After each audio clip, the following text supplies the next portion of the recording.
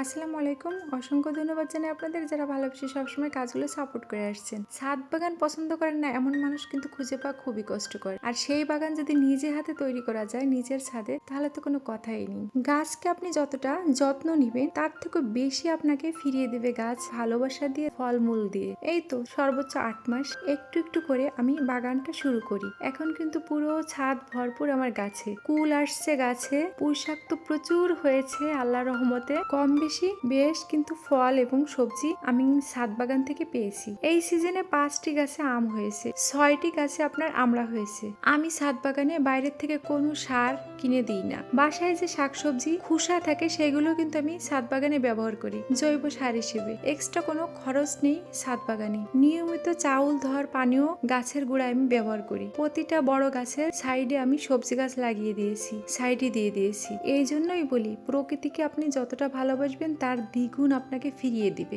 জলপাই, লঙ্গন, মেহেদি গাছ সবকিছু কিন্তু আছে ছাদ বাগানে। যদি ভালো লাগে আপনারা কিন্তু ট্রাই করতে পারেন আপনাদের ছাদে অথবা বাড়ির আঙিনায়। সফেদা গাছও কিন্তু সফেদা হয়েছে, সজনে গাছ হয়েছে, চেরি গাছ, জামরু গাছ, মিষ্টি জলপাই, তেঁতুল সব ধরনের কম বেশি গাছ আমার ছাদ বাগানে রয়েছে। আমি হয়তো বা সুন্দর করে ভিডিওগুলো তুলে ধরতে পারিনি। সুন্দর সুন্দর ভিডিও পেতে চাইলে প্লিজ সাপোর্ট করবেন। আজকের মতো বিদায় নিচ্ছি, ভালো থাকবেন, আল্লাহ হাফেজ।